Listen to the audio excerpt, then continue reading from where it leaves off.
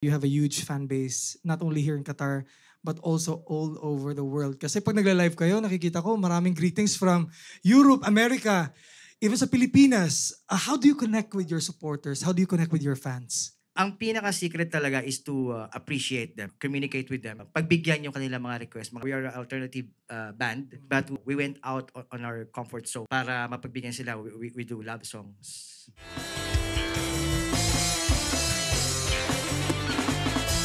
Nang ikaw ay masilayan, ako'y biglang kinabahan. Nung una'y nag-alinlangan, nang subukan kang lapitan. Sana ay maniwala ka aking sinta. Ang pag-ibig ko sa'yo, ito'y sagad hanggang buto. Without the support of the Blanc Boulevard BB Armies, wala kami dito. Kaya maraming salamat po sa inyo. Hello, BB Armies.